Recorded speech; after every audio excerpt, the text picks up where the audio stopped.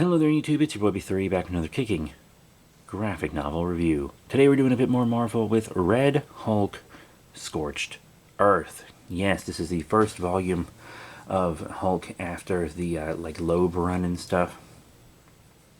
So this is Red Hulk after his identity's been revealed and he's been defeated and everything. Kind of a new era for him. This volume is rated T14. Quick read up at the back of the book. Red Hulk gets his chance to be a hero. The score has been settled. Red Hulk was decisively beaten by the Incredible Hulk. When Steve Rogers, super soldier, he's not acting as Captain America right now, pays the humbled Red Hulk a visit, the one-time killer gets an all-new mission statement. Save the world. Red Hulk heads out to deal with the Scorched Earth Protocol, a deadly contingency plan left behind by the leader and MODOK that threatens to bring on the apocalypse. But he won't be going in alone, as he learns the world-saving business from the likes of Iron Man, Thor, and Namor, the Submariner. That is, if Red Hulk can get them to stop beating on him first. And when the Red Hulk's objective takes him to Monster Island, he'll need the help of the A-Bomb and the original Big Green, the Incredible Hulk, if he hopes to complete the mission. Collects Hulk numbers 25 through 30, written by Jeff Parker and illustrated by Gabriel Hardman and Ed McGuinness. Gotta love that Ed McGuinness art. But yeah, we get like a quick recap of the Hulk defeating Red Hulk and being like, yeah, I tricked you into making General Ross dead, and you can't tell people you're alive, because if you do, it'll ruin your legacy, and they'll see you as a villain. And now he has to stop the Scorched Earth Protocol. Just in case they were defeated, the leader and MODOK, who created Red Hulk, made this big contingency where they have multiple doomsday plans in place that will destroy the world. So even if that heroes dismantle one, they still have several others. And Red Hulk is tasked by the US government, specifically Steve Rogers and Bruce Banner. And Steve Rogers isn't acting as Cap now. He's not really acting as Cap post-Civil War and stuff. I don't think he'll get the Cap mantle back until Fear Itself? Yeah, Fear Itself, I think is correct. Anyway, Bruce tells General Ross, Red Hulk, that he can't absorb energy anymore, which is probably his most OP ability, being able to absorb any type of energy out of anything. It's a great way to defeat pretty much any villain, any hero, stop any machine, and make himself even more powerful. But Bruce is like, nope, you can't do that anymore. That ability doesn't work, it'll burn you out and kill you, which kind of turns out to be a lie, and eventually he makes Ross use it because it's their only hope. But that ability actually does make it harder for him to transform back into Ross. He could be stuck as Red Hulk forever if he uses that ability too much. So he still has it, but it's a last resort ability. Only use it if everything else fails. Anyway, he goes to smash this technovirus. Iron Man is there, but you know, their communications are down, so Iron Man thinks he's a villain and shoots him and doesn't know he's working with Steve. They really find an excuse to have Red Hulk fight every hero he teams up with in this, pretty much. And there's also like a side story going on with A-Bomb fighting sea monsters, and he eventually follows them back to like Monster Island and whatnot. And we get these really cute little Hulk comics in the back too.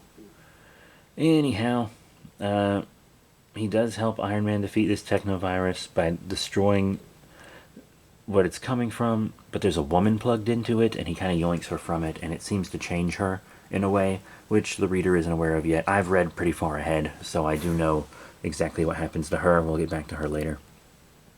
Then Thor comes to team up with Red Hulk, and Thor hits him with the hammer and fights him and stuff. But Thor is just pretending that he didn't get the message that Red Hulk was on their side. He just wanted a rematch. So, yeah. Anyhow, we are moving on. They have to go to space, and there's this the singularity they have to stop, and the Watcher is there, and the Watcher kind of has a grudge against Red Hulk, because Red Hulk punched him and drained his energy and whatnot. And the Watchers, like, as a people, aren't used to being so vulnerable. They're so advanced and stuff. They're not used to even being touched. So it was a huge affront to the Watcher. Huge affront. And he kind of watches in the hopes that Red Hulk will be destroyed by this singularity, but alas, he is not. We also see that Ross is living in a facility that's basically entirely run by LMDs, aka life model decoys. They're their shield robots that are very human-like, but they aren't. So, if he goes Hulk and just decides, I don't want to help you guys anymore, and destroys the whole facility, no one will die. The only real person he really has a lot of access to is Bruce Banner, who he hates. He does see Steve Rogers every now and then, though. But Red Hulk has to team up with Namor to defeat these big sea creatures, but they're actually illusions. They're sound tech. They're monsters made from sound. And the Red Hulk actually kind of uses Namor as bait to defeat them at one point, and Namor finds this disrespectful, and you guessed it, fights the Red Hulk. They're really looking for any excuse to make any hero that appears fight the Red Hulk here. Oh well. But they can't really get any answers out of the leader or MODOK, who are still alive, but they've been turned back into their human selves. And the leader, without his gamma stuff, is just like a normal guy. He's no smarter than anybody else. He can't even comprehend the plans he made because his brain isn't structured the way it used to be anymore. And MODOK, poor guy, is basically disabled. He never chose to be made MODOK, so he's effectively been lobotomized by being turned back into a normal human. But it's probably for the best. Poor guy, once again, he never wanted to be MODOK. AIM forcibly turned him into MODOK. So it's actually nice that he gets to kind of live out his life. Even though he doesn't have all his faculties, he can be happy. It's nice. Anyway, Red Hulk has to go to Monster Island and fight alongside A-Bomb, destroying all these kaiju because they made this like big whirlpool that can teleport the kaiju throughout the world so that they will destroy it. It's a very interesting looking kaiju, by the way. Some are very Jack Kirby, some are a lot newer looking, But, yeah, Red Hulk is having some trouble transforming. And we also see another side story with the Watchers. And there's another Watcher, and she has been told that the Watcher for Earth has kind of been erratic since Red Hulk punched him. And he's at this, like, red hole, and there's all these dead people. And she's like, hey, what are you doing here? You're not supposed to be here. This isn't your place to watch.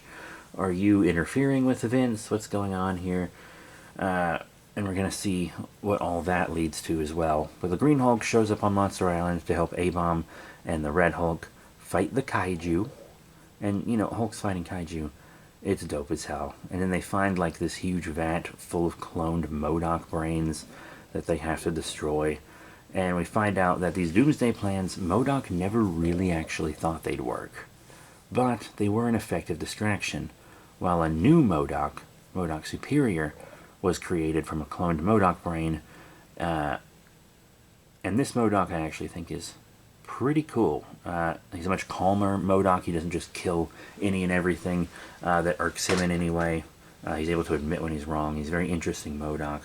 But then we find out that the Watcher went to this red hole, and there's this being that comes out of it, this living doomsday weapon, who kind of, whenever it appears, every eon or so, senses a life form and then goes out to destroy that. So if he sensed, say, a human, he would destroy Earth and all humans in the galaxy, and then return to his, cosmic resting place. But Uatu was there to watch it, to observe it, and they phased themselves out of time, but the robot was able to still pick up on the DNA and the energy that Red Hulk left behind on Uatu. And so technically the Watcher didn't interfere, but he was still able to kind of keep his code in a way, but also weasel this machine going to kill the Red Hulk, this doomsday weapon. Very sneaky Watcher. And since Red Hulk is a unique life form, it will destroy just Red Hulk and then leave. It won't destroy every human. We also get a story, and this is a story that actually I really enjoy, where Red Hulk has to go to this space portal that's on Earth and Wood God comes out, deep pull, and he fights Wood God, kicks his ass, and the Impossible Man shows up, and then Zimnu, the Living Titan, the original Hulk, shows up. I just gotta say though, I think it's weird that Zimnu has become a Hulk villain, specifically because he was called Hulk once, just the actual meaning of the word Hulk, in a comic that came out before the Incredible Hulk was made. And that means he has to be a Hulk villain forever. It's very weird. I mean, he still kind of works as a Hulk villain because he's a monster maker and he's a big hulking guy. So he makes all these monsters. Green and Red Hulk have to fight him. And they seem to be unable to fully defeat this army themselves. So the Impossible Man fuses them together. And they become like the Compound Hulk, who I've reviewed the action figure. I have an action figure review for the Marvel Legends of that on this channel if you'd like to see it.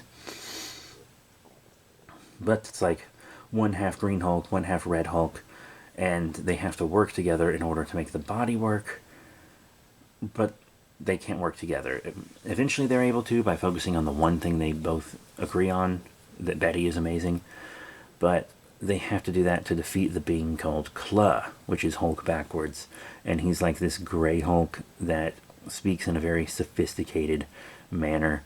This is actually a very fun story, to be completely honest. It's got some comedy to it, but it's just a really fun story. It's actually one of my favorite, like, kind of one-shotty Hulk stories, where they become Compound Hulk and fight Zimnu and Kla. I really love the story. The Ed McGuinness artwork in it is great. Once again, I always say this, Ed McGuinness's art is perfect for the Hulk. But yeah, they really, that story goes pretty hard. And then we also see another side story starting where A-Bomb is asked by these people to go fight these fish aliens, but the fish aliens turn out to be an illusion. It's actually She-Hulk and Savage She-Hulk, Jen Walter She-Hulk and Lyra She-Hulk. And then, why were they made into fish people? Well, you're just going to have to find that out next time, because that is the end of the volume.